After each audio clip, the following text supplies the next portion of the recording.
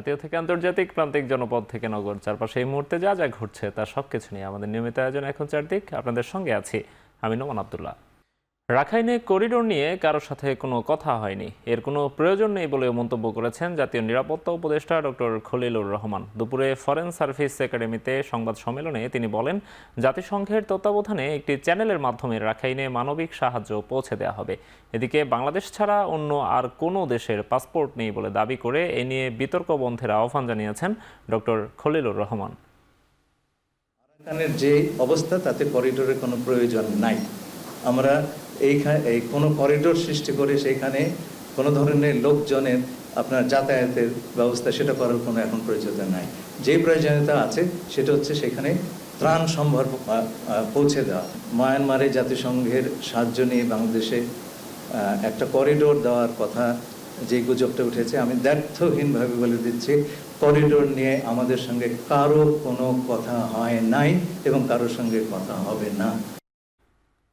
ইশরাক হোসেনকে ঢাকা দক্ষিণ সিটি কর্পোরেশনের মেয়রের দায়িত্ব বুঝিয়ে দেওয়ার দাবিতে আজও বিক্ষোভ সমাবেশ করছে বিএনপি ও তার অঙ্গ সংগঠনের নেতাকর্মীরা। গতকালের আলটিমেটাম না মানায় আজ সপ্তম দিনের মতো সকাল 10টা থেকেই মৎস্য ভবনের সামনে জড়ো হতে থাকেন বিক্ষোভকারীরা।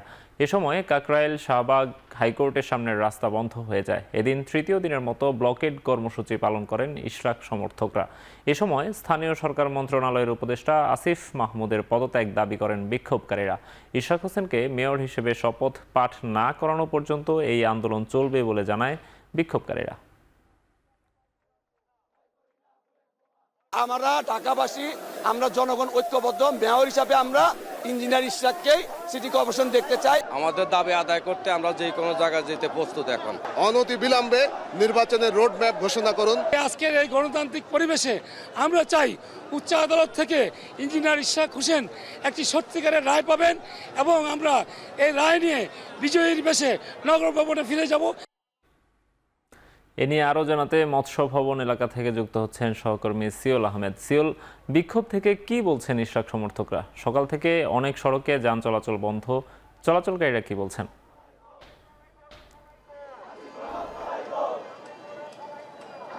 নোমান, আসলে বিক্ষোভকারীদের তো দুটি দাবি তারা সবসময় করে আসছেন। গত 6-7 দিন যাবত আমরা দেখছিলাম। সেটা একটি হচ্ছে যে স্থানীয় সরকার মন্ত্রণালয়ের উপদেষ্টা যিনি আছেন আসিফ মাহমুদ, তার পদত্যাগ, এবং একই সাথে হচ্ছে ইশরাক হোসেনকে মেয়র শপথ পাঠ না করানো পর্যন্ত তারা আসলে তাদের আন্দোলন চালিয়ে যাবে। আপনি নিশ্চয়ই জানেন যে দুপুরের পর থেকে তাদের এই আন্দোলন কিন্তু বৃষ্টির জন্য কিছুটা থেমে গিয়েছিল, কিন্তু এখন যেটি দেখা যাচ্ছে যে বৃষ্টির মধ্যেই কিন্তু তাদের এই আন্দোলন অব্যাহত রেখেছে এবং এই আন্দোলন তারা বৃষ্টির মধ্যেই করছে। এবং আশেপাশে যে সড়ক সেটি আসলে বন্ধ রয়েছে, শুধুমাত্র একটি সড়ক খুলে দেওয়া হয়েছে, সেটি হচ্ছে শাহবাগ থেকে হাতের ডান দিকে মোড় নিয়ে একবারে সোজা হাইকোর্টের সামনে যে সড়কটি সেটি আসলে খোলা হয়েছে। তবুও রাস্তায় যানজট আছে। আর বিষয় হচ্ছে এই আন্দোলন তো টানা 7 দিন, আজকে সপ্তম দিন চলছে।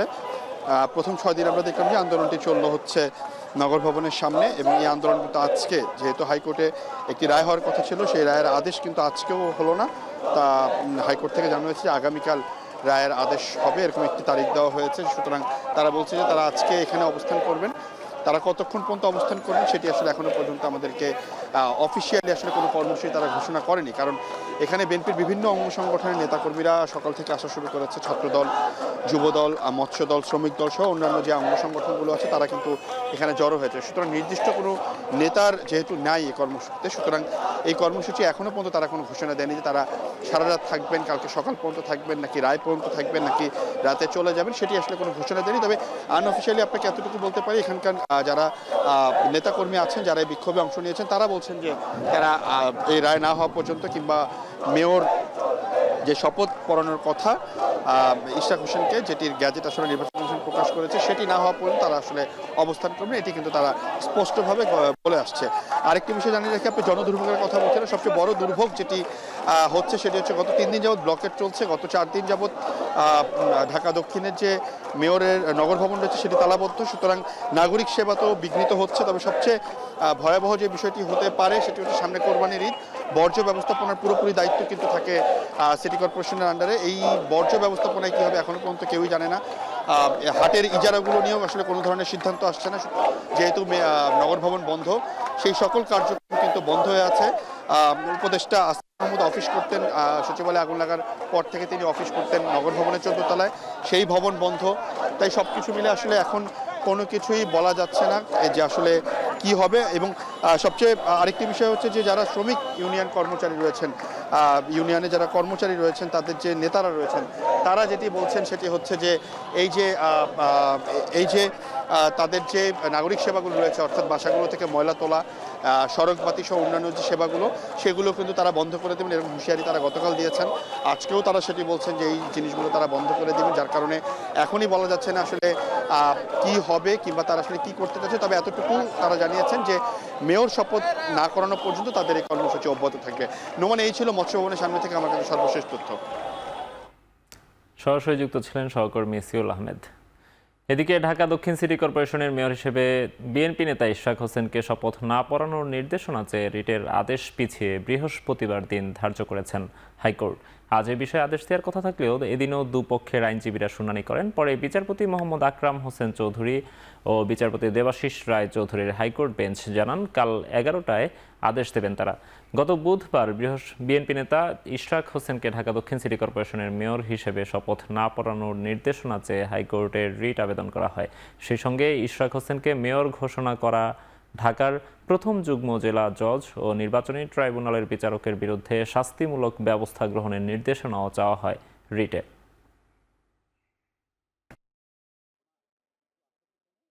হাইকোর্ট এবং সুপ্রিম কোর্টের ইতিহাসে কোন ট্রাইব্যুনালের রায় তৃতীয় ব্যক্তি চ্যালেঞ্জ করছে এরকম কোনো নজির নাই, তৃতীয় পক্ষের কোনো অধিকার নাই। এটা যদি তারা আসছে মূলত এখানে জনগণের বিরুদ্ধে আসছে হাইকোর্টে।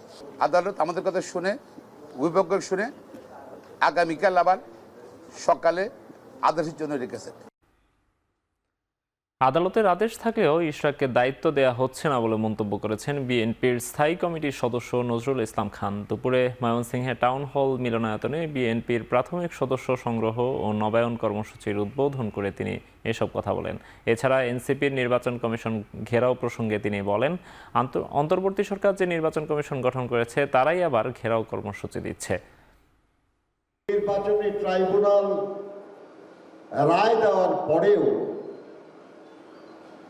প্রশাসনিক ক্ষমতায় আমাদের ঢাকা দক্ষিণ সিটি কর্পোরেশনের যিনি মেয়রের দায়িত্ব পেয়েছেন তাকে দায়িত্ব দেওয়া হচ্ছে না। যে নির্বাচন কমিশনকে এই সরকার, এই অন্তর্বর্তীকালীন সরকার নিয়োগ দিয়েছেন, দেশের প্রচলিত আইন অনুযায়ী সেই নির্বাচন কমিশন তাদের স্বাধীনভাবে মতামত ব্যক্ত করলেও তাদেরকে হুমকি দেওয়ার জন্য ঘেরাও করার কর্মসূচি হচ্ছে। বিষয়গুলি ভালো দৃষ্টান্ত না। দেশের জনগণের নির্বাচনের দাবি থেকে চোখ ফেরাতে সরকার একের পর এক ইস্যু তৈরি করছে বলে মন্তব্য করেছেন বিএনপি চেয়ারপারসনের উপদেষ্টা জয়নাল আবদিন ফারুক।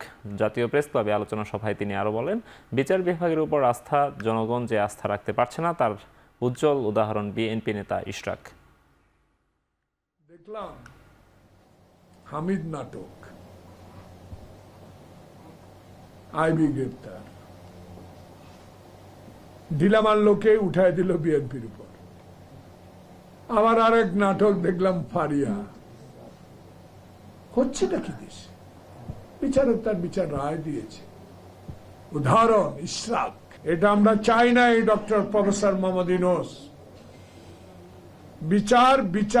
বিচারক করেছে, রায় দিয়েছে। কার ইঙ্গিতে, কার বলে, কার পরামর্শে আজকে জনগণ রাস্তায়? ইসি পুনর্গঠনের দাবিতে ব্যারিকেড ভেঙে নির্বাচন কমিশন সচিবালয়ের সামনে বিক্ষোভ করেছে এনসিপি। এ সময় ইসি সহ পুরো কমিশনের পদত্যাগ দাবি করেন মুখ্য সমন্বয়ক নাসির উদ্দিন পাটোয়ারি। সকাল 11টা থেকে নির্বাচন কমিশন ভবনের সামনে সড়কে অবস্থান নিয়ে বিক্ষোভ করলেও দুপুর নাগাদ দলটির কেন্দ্রীয় নেতারা সমাবেশস্থলে জড়ো হন। পরে পুলিশের ব্যারিকেড ভেঙে মূল ফটকের সামনে অবস্থান নেন তারা। এ সময় এনসিপির মুখ্য সংগঠক নাসির উদ্দিন পাটোয়ারি অভিযোগ করেন, ইসি একটি দলের মুখপাত্র হিসেবে আবির্ভূত হয়েছে। ইসি পুনর্গঠন না হলে এনসিপি কোনো নির্বাচন করতে দেবে না বলেও হুঁশিয়ারি দেন তিনি। অভিযোগ করেন, নির্বাচন কমিশন নির্দিষ্ট দলের এজেন্ডা বাস্তবায়ন করছে।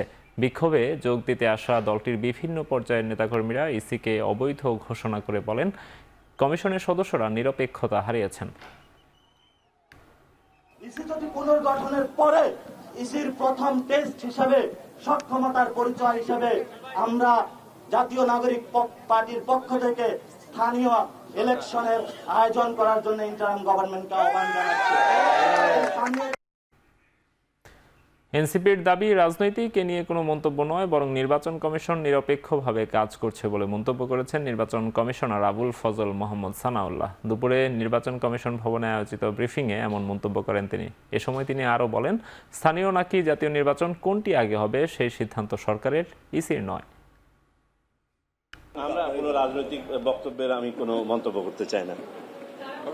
আমরা কমিশন সম্পূর্ণ নিরপেক্ষভাবে দায়িত্ব পালন করছে এবং করে যাবে। সিকোয়েন্সিং অফ ইলেকশন কোনটা আগে হবে পরে হবে এটা তো নির্বাচন কমিশনের হাতে না। এই পরিবর্তিত পরিস্থিতিতে সরকারই সিদ্ধান্ত নেবেন কোন নির্বাচন আগে হবে পরে হবে। নির্বাচন কমিশনের দায়িত্ব হচ্ছে নির্বাচন অনুষ্ঠান। যেসব কারখানা মালিক 28 মের মধ্যে শ্রমিকের পাওনা পরিশোধ করবে না তাদেরকে কারাভোগ করতে হবে এবং বিদেশ ভ্রমণেও রেড অ্যালার্ট জারি করা হবে বলে হুঁশিয়ারি দিয়েছেন শ্রম উপদেষ্টা এম সাখাওয়াত হোসেন। সচিবালয়ে ব্রিফিংয়ে তাদেরকে ঢাকায় থাকতে দেয়া হবে না বলেও জানান তিনি। সকালে সচিবালয়ে ঈদুল আজহা উপলক্ষে আয়োজিত প্রস্তুতিমূলক সভা শেষে সংবাদ সম্মেলনে তিনি একথা বলেন।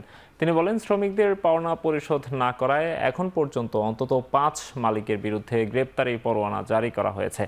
ব্রিফিংয়ে ঈদুল আজহার আগে 3 দিন ও পরের 7 দিন বাল্ক হেড চলাচল বন্ধ থাকবে বলেও জানান শ্রম ও নৌ পরিবহন উপদেষ্টা।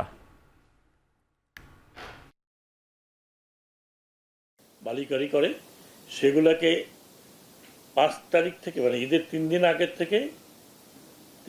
থেকে ঈদের পরে 7 দিন ইনক্লুডিং ঈদ এটা চলাচল করবে না, টোটালি বন্ধ।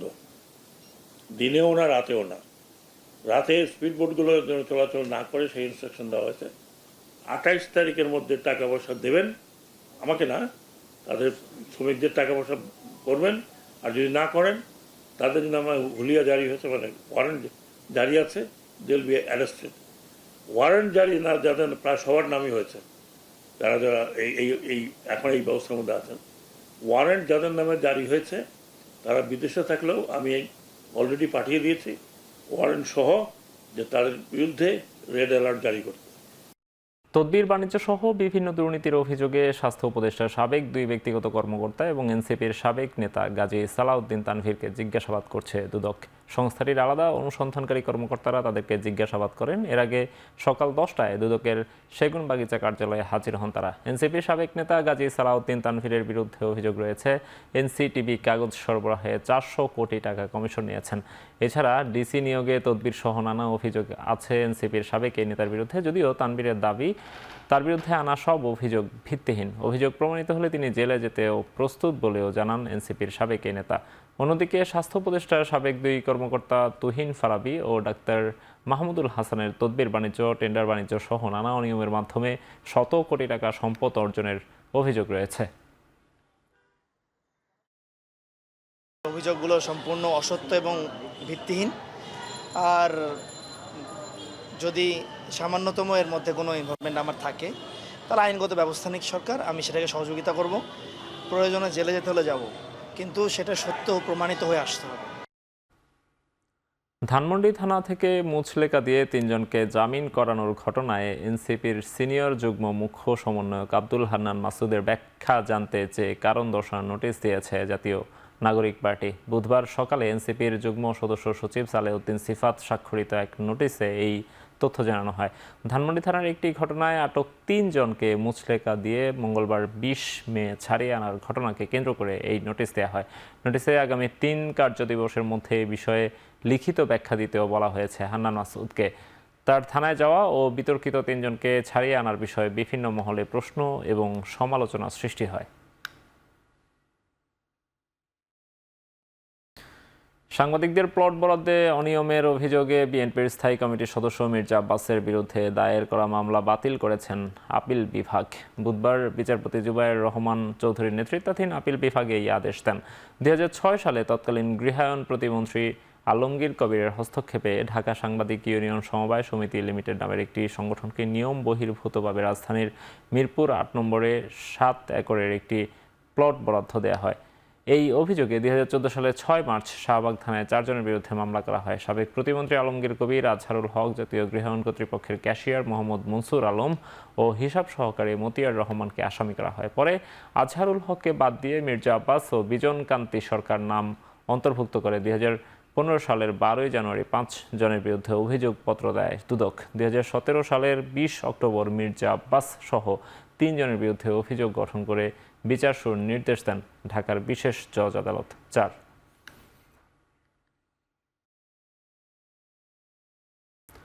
দুর্নীতির মামলায় 3 বছরের সাজার বিরুদ্ধে বিএনপির ভারপ্রাপ্ত চেয়ারম্যান তারেক রহমানের স্ত্রী জুবাইদা রহমানের আপিল শুনানির জন্য বৃহস্পতিবার দিন ঠিক করেছেন হাইকোর্ট। বিচারপতি মোহাম্মদ খসরুজ্জামানের একক হাইকোর্ট বেঞ্চ এই আদেশ দেন। এর আগে জুবাইদা রহমানকে জামিন দেওয়া হয়, অর্থদণ্ড স্থগিত করা হয়েছে। 2023 সালের 2 আগস্ট তারেক রহমানের 9 বছর কারাদণ্ড ও তার স্ত্রী জুবাইদা রহমানের 3 বছরের কারাদণ্ড ও অর্থদণ্ড দেওয়া হয়।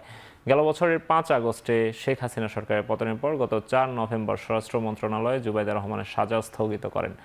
17 বছরের পর গত 6 মে দেশে ফিরে সাজা বাতিল চেয়ে আপিল করেন হাইকোর্ট। 587 দিনের বিলম্ব মওকুফ করে আপিল মঞ্জুর করেন হাইকোর্ট।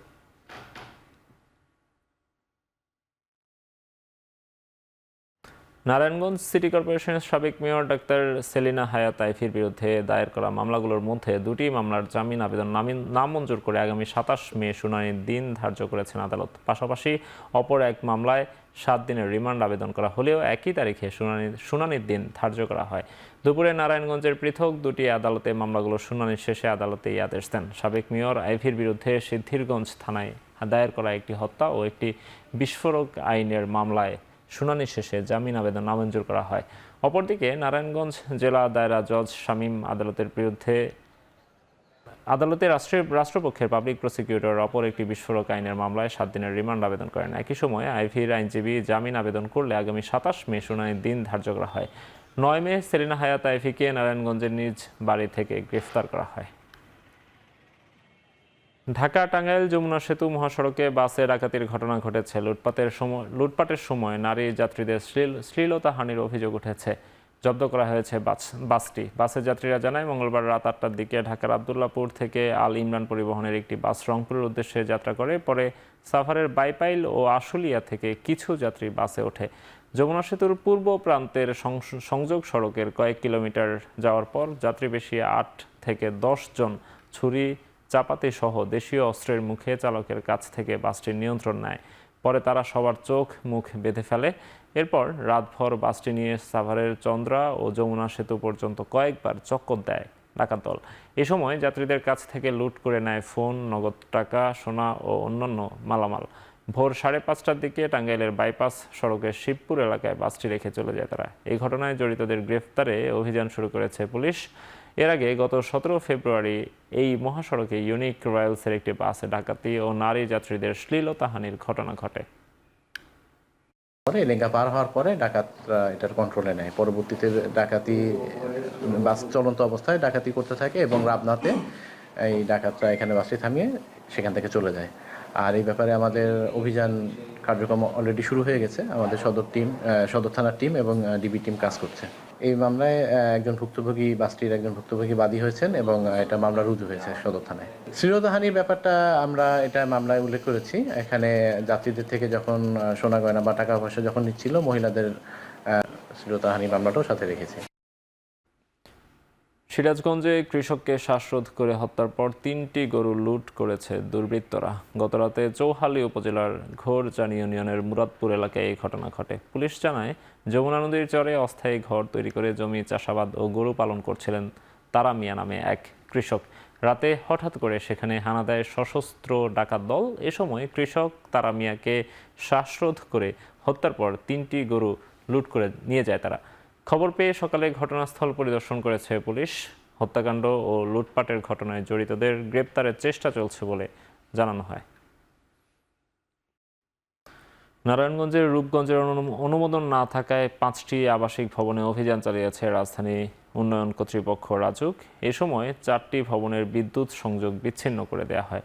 বেলা 11টার দিকে রাজুকের নির্বাহী ম্যাজিস্ট্রেট বেলায়েত হোসেনের নেতৃত্বে শুরু হয় অভিযান। এ সময় কাগজপত্র যাচাই বাছাই করে পৌরসভার অনুমোদন থাকলেও রাজুকের অনুমোদন না থাকায় 6 তলা ভবনের 5ম ও 6ষ্ঠ তলায় নির্মাণাধীন ইউনিটগুলো ভেঙে দেওয়া হয়।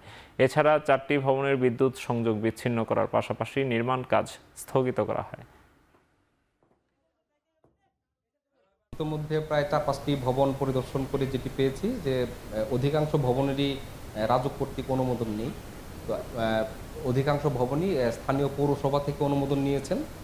যদিও পৌরসভার আসলে এই অনুমোদন দেওয়ার এখতিয়ার নেই, তথাপি তারা পৌরসভা থেকে অনুমোদন নিয়েছেন, কিন্তু ওই যে নকশা সেই নকশাটিও আসলে তারা ঠিকভাবে মেনে তুলছেন না। শিক্ষার্থী আত্মহত্যার ঘটনার জের ধরে শিক্ষা কার্যক্রম সংস্কারের 4 দফা দাবিতে বিক্ষোভ কর্মসূচি পালন করেছেন ময়মনসিংহ ইঞ্জিনিয়ারিং কলেজের শিক্ষার্থীরা। সকাল 11টায় কলেজ ক্যাম্পাসের কেন্দ্রীয় শহীদ মিনার এলাকায় 2 ঘণ্টাব্যাপী এই বিক্ষোভ করেন তারা। এর আগে সকাল থেকে প্লেকার্ড ফেস্টুন হাতে ক্যাম্পাসে জড়ো হন শিক্ষার্থীরা। পরে কেন্দ্রীয় শহীদ মিনার থেকে রহমতপুর বাইপাস মোড় এলাকায় জড়ো হয়ে বিক্ষোভ করতে থাকেন তারা। এ সময় শিক্ষার্থীরা অভিযোগ করেন, ময়মনসিংহ ইঞ্জিনিয়ারিং কলেজ শুরু থেকে স্বতন্ত্র পরীক্ষা নিলেও 2017-18 শিক্ষাবর্ষ থেকে শুরু হয়েছে কম্বাইন্ড পদ্ধতির পরীক্ষা, যাতে নিজেদের সিলেবাসের বাইরে অতিরিক্ত বিষয়ে পড়ার চাপ নিতে হচ্ছে তাদের। এই অবস্থায় আগের সিস্টেম ফিরিয়ে আনার দাবি জানান শিক্ষার্থীরা। দাবি আদায় না হলে কোনো পরীক্ষায় অংশগ্রহণ করা হবে না বলেও জানান তারা। এর আগে গেল 18 এপ্রিল শিক্ষা ব্যবস্থাকে দায়ী করে সুইসাইড নোট লিখে আত্মহত্যা করেন ধ্রুবজিৎ কর্মকার।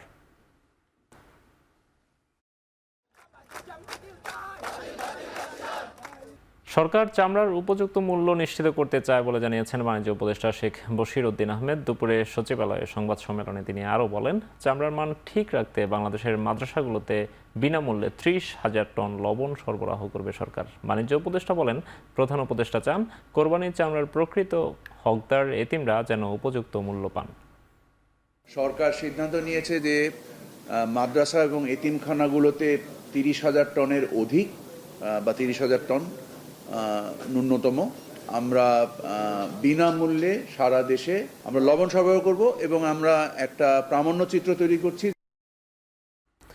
কারিগরি শিক্ষার প্রসারে এই খাতে বাজেট বাড়ানোর উপর জোর দেওয়ার আহ্বান জানিয়েছেন শ্রম উপদেষ্টা এম শাখাওয়াত হোসেন। বুধবার বেসরকারি গবেষণা সংস্থা সিপিডির আয়োজনে যুবদের সংস্কার ভাবনা শীর্ষক সম্মেলনে তিনি আরও বলেন, দেশে প্রায় 2 কোটি বেকার যুবক থাকলেও তাদের উল্লেখযোগ্য অংশের কারিগরি জ্ঞান নেই। উপদেষ্টা বলেন, নীতি নির্ধারণী পর্যায় থেকে শুরু করে সমাজের সব স্তরে কর্মের মর্যাদা ও সুযোগ নিয়ে চিন্তাভাবনার পরিবর্তন ঘটাতে হবে। সরকারের দক্ষতা উন্নয়ন কর্মসূচির কার্যকারিতা নিয়ে প্রশ্ন তুলে উপদেষ্টা বলেন, সরকারি কর্মকর্তাদের দিয়ে এই কর্মসূচি সফলভাবে বাস্তবায়ন করা কঠিন। তার দাবি, কর্মসংস্থান না বাড়ার পেছনে সোশ্যাল ট্যাবু বড় বাধা হিসেবে কাজ করে। এ সময় সিপিডির নির্বাহী পরিচালক ডক্টর ফাহমিদা খাতুন বলেন, প্রথাগত শিক্ষা নিয়ে শ্রমবাজারের ঘাটতি মেটানো সম্ভব নয়। সবচেয়ে বড় সমস্যা হচ্ছে এডুকেটেড বেকার ইউথ, এবং এডুকেশনের পরে সবাই চায় যে একটা চাকরি, এবং সরকারি চাকরি হলো প্রথম ফার্স্ট।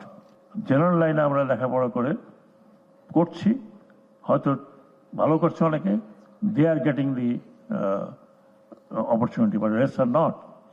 এখন তখন ফ্রাস্ট্রেশন এসব বাড়ে। বিদেশি বাজার একটা অন্যতম একটা জায়গা কর্মসংস্থানের জন্য, সুযোগ খোঁজার জন্য, কিন্তু সেখানে কি আমরা এই ট্রেডিশনালি যে একেবারে অদক্ষ নিম্ন দক্ষ শ্রমিক পাঠাবো, নাকি তার যে উপরেও যে সুযোগগুলি রয়েছে সেটার ক্ষেত্রে কারিগরি শিক্ষা যেমন ভাষাগত শিক্ষার বিষয়টা বলা হয়েছে যে আরেকটি ভাষা শিখলে কিন্তু আমরা পৃথিবীর বিভিন্ন জায়গায় বাংলাদেশের শ্রমিকরা কাজ করতে পারবে। 28 মে প্রথমবারের মতো 50 টন আম চীনে রপ্তানি হবে। পর্যায়ক্রমে এই পরিমাণ আরও বাড়ানো হবে বলে জানিয়েছেন কৃষি সচিব। রাজধানীর ফরেন সার্ভিস একাডেমিতে এক সংবাদ সম্মেলনে তিনি আরও বলেন, বিভিন্ন দেশের বাজারে আমের চাহিদা নিয়ে খোঁজ নেওয়ার নির্দেশ দিয়েছেন প্রধান উপদেষ্টা। সরকার প্রধানের নির্দেশনা অনুযায়ী কৃষির আধুনিকায়নে উন্নত প্রযুক্তির ব্যবহার বাড়ানোর উদ্যোগ নেওয়া হচ্ছে বলেও জানান কৃষি সচিব। 28শে মে আমাদের চায়নাতে প্রথমবারের মতো আম যাবে 50 মেট্রিক টন, বাট এটা হচ্ছে শুরুতে এটা একটা যাবে, এটার আস্তে আস্তে এটাকে কীভাবে বাড়ানো যায় এবং সেটা ব্যাপক একটা ডিমান্ড হয়তো সম্ভব রয়েছে। এবং যেসব এছাড়াও অন্যান্য যে দেশগুলোতে আমের যেই সরবরাহ হয় আমাদের দেশ থেকে রপ্তানি হয়, সেই সব দেশগুলোর রপ্তানি কীভাবে আরও বাড়ানো যায় এবং নতুন নতুন বাজার কীভাবে পাওয়া যায় সেটা নিয়ে আমরা কার্যক্রম বিভিন্নভাবে হাতে নিয়েছি, বিভিন্ন প্রকল্পের মাধ্যমে, এবং আমাদের বিভিন্ন উদ্যোগ রয়েছে। দেশের শিক্ষা প্রতিষ্ঠানে প্রথমবারের মতো শিক্ষার্থীদের জন্য চালু হলো স্টুডেন্টস হেলথ কার্ড। বুধবার চট্টগ্রামের কাপাসগোলা সিটি কর্পোরেশন বালিকা উচ্চ বিদ্যালয়ে এই কার্যক্রমের উদ্বোধন করেন চসিক mayor doctor Shahadat Hossain. Healthy সিটির অংশ হিসেবে এই হেলথ কার্ড কার্যক্রম চালু করেছে সিটি কর্পোরেশন। প্রথম দিনে প্রাথমিকভাবে 5টি শিক্ষা প্রতিষ্ঠানের শিক্ষার্থীদের এই উদ্যোগের আওতায় আনা হয়েছে। মেয়র জানান, এই অভিজ্ঞতার ভিত্তিতে পর্যায়ক্রমে চসিকের অন্যান্য স্কুলগুলোতেও এই স্বাস্থ্য কার্ড কার্যক্রম চালু করা হবে। এই হেলথ কার্ডের মাধ্যমে শিশুদের নিয়মিত স্বাস্থ্য পরীক্ষা, টিকাদান এবং চিকিৎসা সংক্রান্ত তথ্য স্কুল ভর্তির পর থেকে বের হওয়া পর্যন্ত সংরক্ষণ করা হবে। শিক্ষার্থীদের 5 থেকে 17 বছর বয়স পর্যন্ত মোট 14 বার স্বাস্থ্য পরীক্ষার রেকর্ড সংরক্ষণ করা যাবে। এর মাধ্যমে আগাম রোগ শনাক্তকরণ এবং সচেতনতা বৃদ্ধির সুযোগ পাবেন অভিভাবকরা। আরো 200টার অধিক যে স্কুল চট্টগ্রামে আছে, ইনশাআল্লাহ সেখানেও এই হেলথ কার্ড কর্মসূচি চালু হবে এবং এই ব্যাপারে চট্টগ্রাম সিটি কর্পোরেশনের সার্বিক সহযোগিতা থাকবে ইনশাআল্লাহ। চাঁপাইনবাবগঞ্জে বজ্রপাতে নিহত হয়েছেন 3 জন। মঙ্গলবার বিকেলে সদর উপজেলার চর মোহনপুর, বহরমপুর ও বারোঘরিয়া এলাকায় ঘটে এই ঘটনা। বজ্রপাতে নিহতরা হলেন খায়রুল ইসলাম, জালাল আলী, তাসবুর আলী। মাঠে ধান কাটতে গিয়ে বজ্রাঘাতে মারা যান খায়রুল ইসলাম, আর জালাল ও তাসবুর মারা যান গরু নিয়ে বাড়ি ফেরার পথে বজ্রপাতের কবলে পড়ে। একই সময়ে বজ্রপাতে মারা যায় 3টি গরুও। পরিবারের আবেদনের প্রেক্ষিতে মরদেহ স্বজনদের কাছে হস্তান্তর করা হয়েছে বলে জানিয়েছেন জেলা সদর থানার ওসি।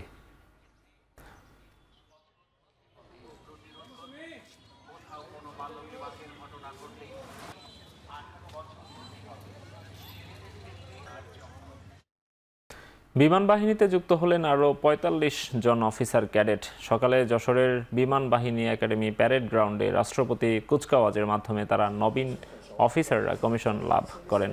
কুচকাওয়াজ ছাড়াও অনুষ্ঠিত হয় মনোজ্ঞ ফ্লাইপাস্ট, অ্যারোবেটিক ডিসপ্লে ও প্যারা জাম্পিং। প্রধান অতিথি ছিলেন নৌবাহিনী প্রধান অ্যাডমিরাল এম নাজমুল হাসান। এ সময় তিনি বলেন, অতীতের যে কোনো সময়ের তুলনায় 3 বাহিনীর মধ্যে আন্তঃসম্পর্ক অনেক দৃঢ়। দেশের যে কোনো কঠিন সময়ে 3 বাহিনী একসাথে কাজ করবে বলে আশা প্রকাশ করেন তিনি।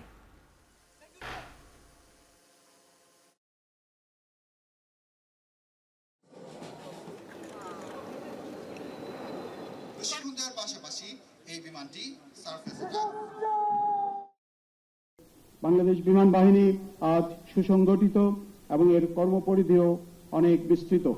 আমার দৃঢ় বিশ্বাস, তোমাদের আন্তরিকতা ও নিরলস কর্মপ্রচেষ্টার মাধ্যমে বিমান বাহিনীর উন্নয়নের এই চলমান গতিধারা ভবিষ্যতেও অব্যাহত থাকবে। পাকিস্তানের বেলুচিস্তানে একটি স্কুল বাসে বোমা হামলায় 4 শিশু সহ অন্তত 6 জন নিহত হয়েছে। আহতের সংখ্যা বেড়ে দাঁড়িয়েছে 38 জনে। বেলুচিস্তানের মুখ্যমন্ত্রী নিশ্চিত করেছেন নিহত বাকি 2 জন গাড়ির ড্রাইভার ও তার সহকারী। তিনি আরও জানিয়েছেন, বুধবারের এই হামলার সময় বাসে অন্তত 46 জন শিক্ষার্থী ছিলেন। আহতদের হেলিকপ্টারের সাহায্যে উদ্ধার করা হয়েছে। আল জাজিরার প্রতিবেদনে বলা হয়েছে, বাসটি খুজদার জেলার আর্মি পাবলিক স্কুলের শিক্ষার্থীদের আনা নেয়ার কাজে ব্যবহার করা হতো। প্রাথমিক তদন্তে জানা গেছে, ইম্প্রোভাইজড এক্সপ্লোসিভ ডিভাইস বা আইইডি জাতীয় বিস্ফোরকের সাহায্যে এই হামলা চালানো হয়েছে। যদিও এখনও হামলার দায় স্বীকার করেনি কোনো সংগঠন। এদিকে হামলার পর পাকিস্তান সেনাবাহিনী এক বিবৃতিতে জানিয়েছে, হামলার পেছনে ভারত সরকারের পরোক্ষ মদদ থাকতে পারে। তাদের দাবি, ভারতের অক্ষ শক্তি হিসেবে কাজ করে এমন সন্ত্রাসী সংগঠন এই হামলায় জড়িত। যদিও এ সংক্রান্ত কোনো সুনির্দিষ্ট প্রমাণ হাজির করতে পারেনি পাক সেনাবাহিনী।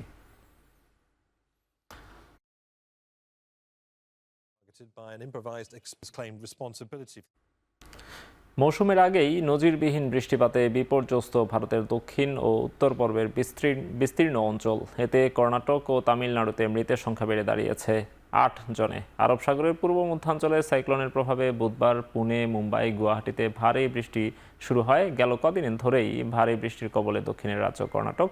রাজ্যের মোট ২২টি জেলায় বৃহস্পতিবার পর্যন্ত ইয়েলো অ্যালার্ট জারি আছে। প্রাদেশিক রাজধানী ও হাইটেক শিল্পনগরী বেঙ্গালুরুতে ৩৬ ঘন্টা টানা বৃষ্টিতে তলিয়ে গেছে ৭০% এলাকা।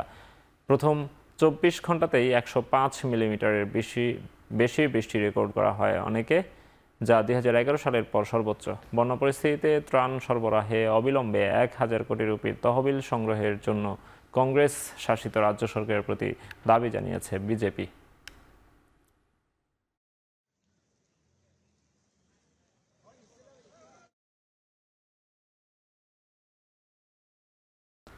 আবারও শক্তিশালী ঝড় ও টর্নেডোর কবলে যুক্তরাষ্ট্র। মঙ্গলবার টর্নেডো আঘাত হানে টেনেসি অঙ্গরাজ্যে। টর্নেডোর সতর্কতা জারি রয়েছে Georgia, Alabama, Mississippi, Arkansas, Missouri ও কেন্টাকি সহ 7 অঙ্গরাজ্যে।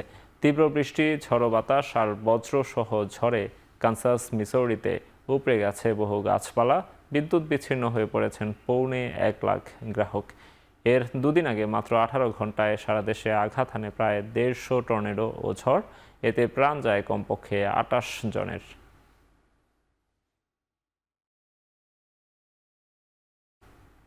আন্তর্জাতিক চাপ ও সমালোচনার মুখেও গাজায় নজিরবিহীন হামলা অব্যাহত রেখেছে ইসরায়েলি বাহিনী। এতে মঙ্গলবার রাতভর হামলায় নতুন করে নিহত হয়েছেন অন্তত 42 জন। এছাড়াও উপত্যকাটিতে গেল প্রায় 3 মাসে অনাহারে মারা গেছেন 326 জন ফিলিস্তিনি। ইসরায়েলের সৃষ্টি করা নারকীয় পরিবেশে গর্ভপাত হয়েছে 300-র বেশি নারীর। এর মধ্যেই গাজার অবশিষ্টাংশ দখলে নেয়ার ঘোষণা দিয়েছেন ইসরায়েলি সেনাপ্রধান। তেল আবিবের এমন পদক্ষেপের প্রতি তীব্র নিন্দা জানিয়েছেন ব্রিটিশ প্রধানমন্ত্রী। এদিকে জাতিসংঘের দাবি, অবরোধ তুলে নিলেও গাজায় এখনও ত্রাণ বিতরণ করা সম্ভব হয়নি। আন্তর্জাতিক চাপ বাড়তে থাকলেও বেপরোয়া ইসরায়েল অবিলম্বে মুখে খাবার তুলে দেয়া না গেলে 48 ঘন্টায় 14,000 শিশুর মৃত্যু ঘটবে বলে একদিন আগেই হুঁশিয়ারি করে জাতিসংঘ। গেল দুদিনে শিশুদের খাদ্য নিয়ে 4টি এবং ময়দা, ওষুধ, পুষ্টি ও আরও কিছু জরুরি পণ্য সহ অর্ধশতাধিক ট্রাক সীমান্তে গাজায় প্রবেশ করেছে। কিন্তু ইসরায়েলের আগ্রাসী অভিযানে শুরু করা যাচ্ছে না ত্রাণ বন্টনের কাজ।